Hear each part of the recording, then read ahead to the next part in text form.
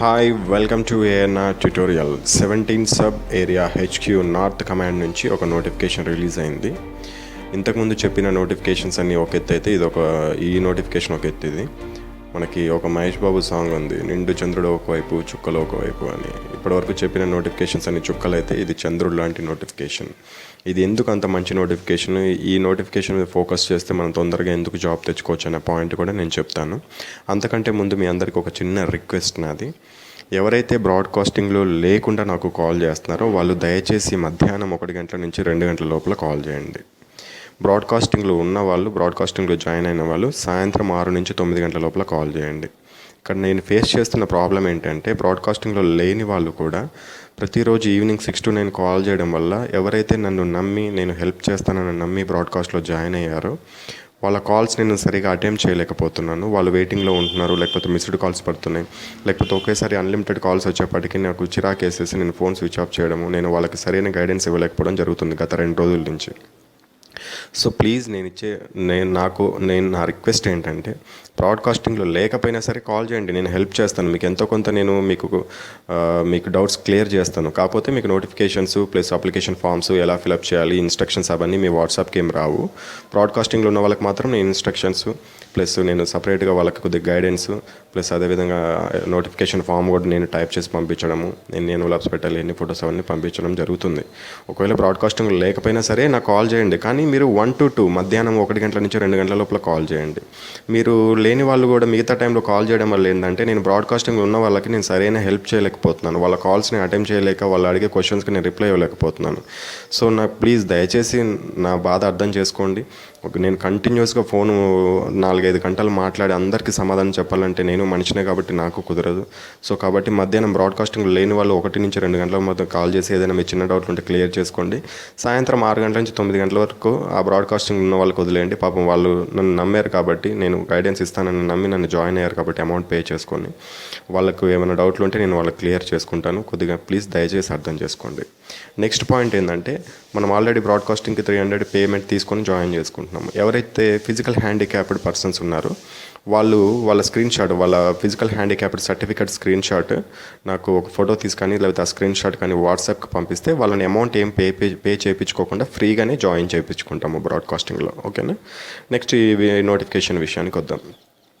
First ఒక notification అనగానే చాలామంది కమెంట్ బాక్స్లో రెగ్యులర్గా అడిగే క్వశ్చన్స్కి మనం డౌట్స్ క్లియర్ చేసేద్దాం.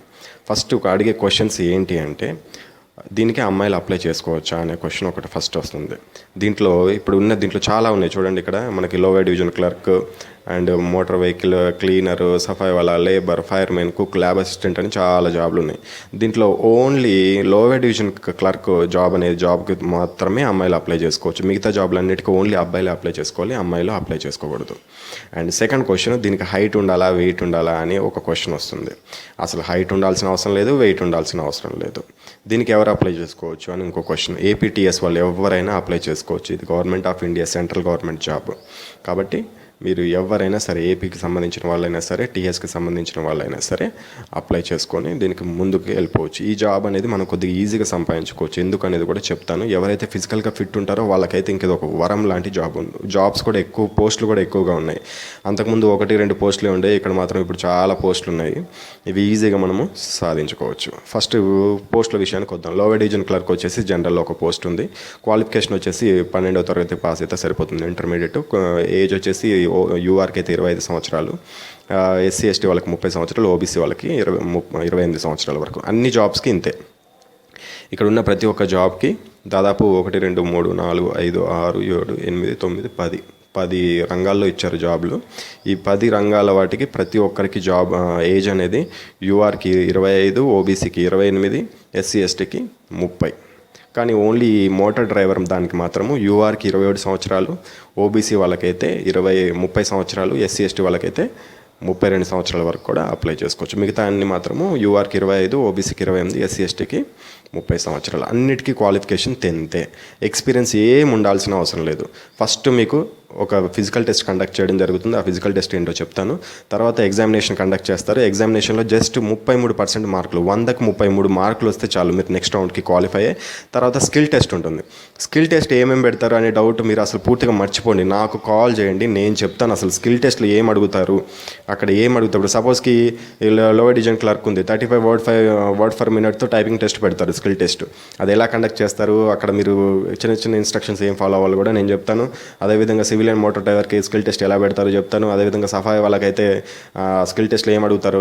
సపోజ్కి ఒక 3 బుట్టలు ఇస్తారు, రెడ్ కలర్ది, ఒకటి గ్రీన్ కలర్ది, ఒకటేమో పింక్ కలర్ది, బ్లూ కలర్ది. దాంట్లో పొడి చెత్త వేయాలి, ఒక దాంట్లో ఎండు చెత్త వేయాలి, ఒక దాంట్లో ఆకులు వేయాలి. ఇట్లాంటి క్వశ్చన్స్ ఉంటాయి. ఫైర్మెన్కి అయితే ఆ ఫైర్మెన్కి ఎటువంటి క్వశ్చన్స్ అడుగుతారు, ఆ ఫైర్ బటన్ ఎలా ఆన్ చేస్తాము, ఇలాంటి క్వశ్చన్స్ అడుగుతారు. దాంట్లో ఎటువంటి గ్యాస్ ఉంటుంది, ఇటువంటి ఆన్ చేస్తారు. కుక్ అయితే రెసిపీస్ ఏమేమి రెసిపీస్ చేయమంటారు, ఆ రెసిపీస్ ఎలా ప్రిపేర్ అవ్వాలి, అవన్నీ నేను చెప్తాను. మీరు దాని గురించి ఏం టెన్షన్ పడకండి. మంచి అవకాశం ఈ నోటిఫికేషన్ అనేది, ప్రతి ఒక్కరు సద్వినియోగం చేసుకోండి. సివిల్ అండ్ మోటార్కి అయితే మొత్తం వచ్చేసి జనరల్లో 12, ఎస్సీకి 24, ఓబీసీకి 6 పోస్టులు ఉన్నాయి. అదే వెహికల్ మెకానిక్ అయితే జనరల్లో 1 పోస్టు, ఎస్సీకి 1 పోస్టు ఉన్నాయి. అదేవిధంగా క్లీనర్కి జనరల్లో 1, ఎస్సీలో 1, ఓబీసీకి 1 పోస్టులు ఉన్నాయి. అదేవిధంగా ఇక్కడ చౌకీదార్కి చూసినట్టయితే ఎస్సీకి 1 పోస్ట్ ఉంది. సఫాయి వాళ్ళకి చూసినట్టయితే ఓబీసీకి యూఆర్కి 1 పోస్ట్ ఉంది. లేబర్కి చూసినట్టయితే ఎక్కువ పోస్టులు ఉన్నాయి. చూడండి ఇక్కడ మీకు జనరల్లో 6 ఉన్నాయి, ఎస్సీకి 1 ఉన్నాయి, ఓబీసీకి 6 పోస్టులు ఉన్నాయి. ప్రతి ఒక్క దానికి శాలరీ వచ్చేసి మీకు 26,000 ఉంటుంది.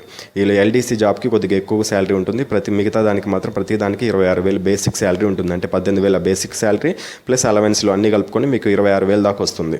అండ్ ఫైర్మెన్కి జనరల్లో 13 పోస్టులు, అదేవిధంగా ఎస్సీకి 4 పోస్టులు, ఎస్టీకి 3 పోస్టులు, ఓబీసీకి 5 పోస్టులు ఉన్నాయి. కుక్ అయితే జనరల్లో 1 పోస్ట్ ఉంది, ల్యాబ్ అసిస్టెంట్కి జనరల్లో 1 పోస్ట్ ఉంది. సో ఇది ఒక మంచి అవకాశం. మిగతా జాబ్ల కంటే ఈ జాబ్ అనేది ఎందుకు కాన్సన్ట్రేషన్ అంటే ఇక్కడ మనకి ఎగ్జామినేషన్లో 33% మార్క్స్ వస్తే క్వాలిఫై అయిపోవచ్చు. కాకపోతే మిగతా ఎగ్జామ్లు ఏంటంటే ఎవరికైతే ఎక్కువ ఇంతకుముందు చెప్పిన నోటిఫికేషన్స్కి ఏంటంటే మా ఎగ్జామ్లో మ్యాక్సిమం మార్క్స్ వచ్చిన వాళ్ళని, అంటే హయ్యెస్ట్ మార్క్స్ వచ్చిన వాళ్ళని, సపోజ్కి 5 పోస్టులు ఉంటే 1:2 తీసారనుకోండి, 10 మందిని మాత్రమే హయ్యెస్ట్ వచ్చిన వాళ్ళని తీసుకుంటారు. కానీ ఇక్కడ అలా కాకుండా 33% మార్క్స్ వస్తే 100కి 33 మార్కులు వచ్చిన వాళ్ళని ప్రతి ఒక్కరిని సెకండ్ రౌండ్కి ఎలిజిబుల్ చేస్తారు. సెకండ్ రౌండ్ క్వాలిఫై అయితే అప్పుడు ఎవరికి ఎక్కువ మార్కులు వచ్చినాయి దాన్ని లాస్ట్ బేస్ చేసుకొని వాళ్ళ లాస్ట్ పర్సంటేజ్ తీసుకొని ఫైనల్ రిజల్ట్ అనేది ఇవ్వడం జరుగుతుంది. అండ్ దీనికి సంబంధించిన ఇంకా క్వశ్చన్స్ ఏమున్నాయని చూస్తే మనకి ఎగ్జామినేషన్ ఒకటి కండక్ట్ చేయడం జరుగుతుంది. ఎగ్జామినేషన్ ఆల్రెడీ నేను చెప్పాను. జనరల్ ఇంటెలిజెన్స్ లో నుంచి 25 మార్కులు, అండ్ ఇంగ్లీష్ నుంచి 25 మార్కులు, న్యూమరికల్ యాప్టిట్యూడ్ నుంచి 25 మార్కులు, జనరల్ అవేర్నెస్ నుంచి 25 మార్కులు, మొత్తం 100 మార్కులకి 100 క్వశ్చన్స్ అనేది ఉండడం జరుగుతుంది. జస్ట్ ఇక్కడ చూసారా మినిమం మార్క్స్ ఏం రావాలంటే 33%. ఎల్డీసీకైనా సరే, మిగతా వాటికి సఫా వాళ్ళకు, వెహికల్ మెకానిక్ అండ్ లేబర్ దేనికైనా సరే 33% మార్క్స్ సరిపోతుంది. 0.25 నెగిటివ్ మార్కింగ్ ఉంటుంది. నెగిటివ్ మార్కింగ్ ఉందని చాలామంది భయపడతారు. అందరికీ మీకున్నప్పుడు ప్రతి ఒక్కరికి నెగిటివ్ మార్కింగ్ ఉంటుంది కాబట్టి అసలు భయపడాల్సిన అవసరం లేదు. ఫస్ట్ కండక్ట్ చేసే టెస్ట్ ఏంటంటే ఫిజికల్ టెస్ట్ ఉంటుంది. ఫిజికల్ టెస్ట్లో ఏముంటుందంటే 1.6 రన్ 7 నిమిషాల్లో పరిగెత్తాల్సి ఉంటుంది. దీనికి అమ్మాయిలు అప్లై చేసుకోవద్దు, ఓన్లీ ఎల్డీసీ పోస్ట్కి మాత్రమే అప్లై చేసుకోవాలి. ఎల్డీసీ పోస్ట్కి ఫిజికల్ టెస్ట్ అనేది ఉండదు. మిగతా జాబ్లకు మాత్రమే ఫిజికల్ టెస్ట్ ఉంటుంది. సో కాబట్టి మిగతాయి ఓన్లీ బాయ్స్కే కాబట్టి 1.6 రన్ 7 నిమిషాల్లో ఈజీగా పరిగెత్తవచ్చు. అదేవిధంగా సిటప్స్ ఉంటాయి. బెంట్నీ సిటప్స్ అంటే 15 కొట్టాలి.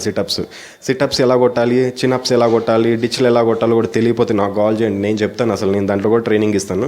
ఈ సిటప్స్ అయితే 15 కొట్టాలి. నేనైతే ఈజీగా 45 కొట్టేస్తాను. చిన్అప్స్ అయితే 4 కొట్టాలి. చాలా తక్కువ చిన్అప్స్ 4 అంటే నేనైతే రెగ్యులర్గా 15 చిన్అప్స్ చేస్తాను. డిచ్లు కూడా ఇక్కడ క్వాలిఫై అయితే సరిపోతుంది. అదేవిధంగా రిటర్న్ టెస్ట్ ఉంటుంది. తర్వాత ఈ ఫిజికల్ టెస్ట్లో క్వాలిఫై అయిన వాళ్ళకి రిటర్న్ టెస్ట్ ఉంటుంది. ఇది 2 గంటల్లో ఎగ్జామినేషన్, 33 మార్కులు వస్తే సరిపోతుంది 100కి. తర్వాత దీంట్లో క్వాలిఫై అయిన వాళ్ళకి ప్రాక్టికల్ టెస్ట్. నేను చెప్పాను కదా ప్రాక్టికల్ టెస్ట్కి మార్క్స్ ఏమి ఉండవు, జస్ట్ క్వాలిఫై అయ్యారో లేదో చూస్తారు. చెప్పాను కదా, మీరు జస్ట్ ఎగ్జామ్లో పాస్ అయితే నాకు ఫోన్ చేయండి, లేకపోతే ముందుగానే చెప్పండి మీరు అప్లై చేసినప్పుడే దేనికి ఎలా ఉంటుంది ప్రాక్టికల్ టెస్ట్, స్కిల్ టెస్ట్ ఎలా పెడతారు, దేనికి ఏ విధంగా చిన్న క్వశ్చన్స్ అడుగుతారు, ఏమేమి అక్కడ చేపిస్తారో నేను మీకు చెప్తాను. దాన్ని బట్టి మీరు కంటిన్యూ అయిపోవచ్చు. సో మంచి జాబ్ ఇది, అవకాశాన్ని సద్వినియోగం చేసుకోండి. అండ్ మీకు ఇక్కడ కింద అప్లికేషన్ ఫామ్ ఇచ్చాడు. ఈ అప్లికేషన్ ఫామ్ని నీట్గా టైప్ చేసుకోండి. చాలా పెద్ద అప్లికేషన్ ఫామ్ ఇచ్చాడు మిగతా వాటితో పోల్చుకుంటే.